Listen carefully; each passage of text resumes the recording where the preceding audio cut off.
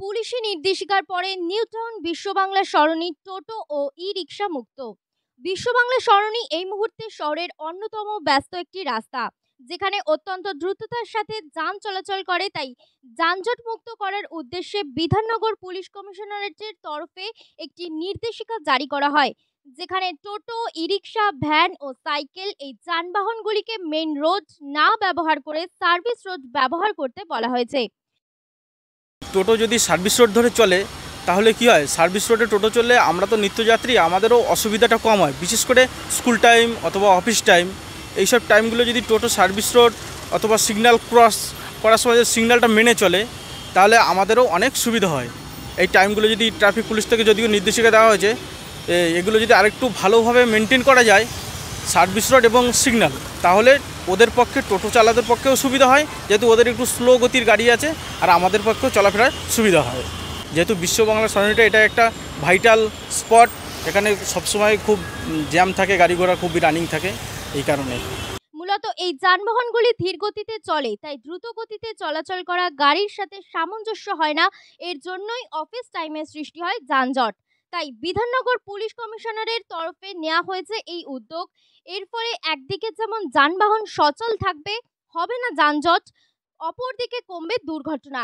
Airport Koikhali থেকে Chingrighata crossing পর্যন্ত বিস্তৃত এই রাস্তা অত্যন্ত গুরুত্বপূর্ণ।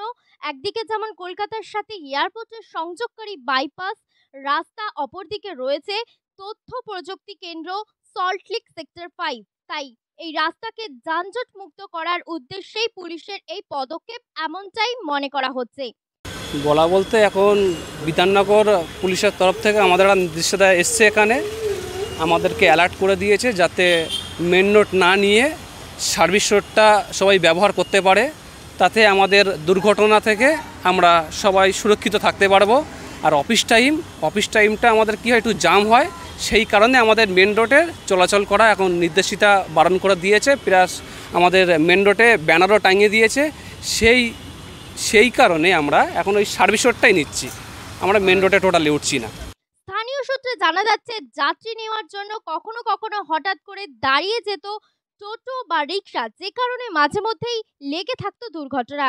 আর এই দুর্ঘটনা এড়ানোর উদ্দেশ্যেই পুলিশের এই পদক্ষেপ। এটা একদিকে যেমন উপকৃত হবে সাধারণ নিত্য পথযাত্রীরা, তেমনি দুর্ঘটনার কবলে পড়তে হবে না সাধারণ মানুষকে।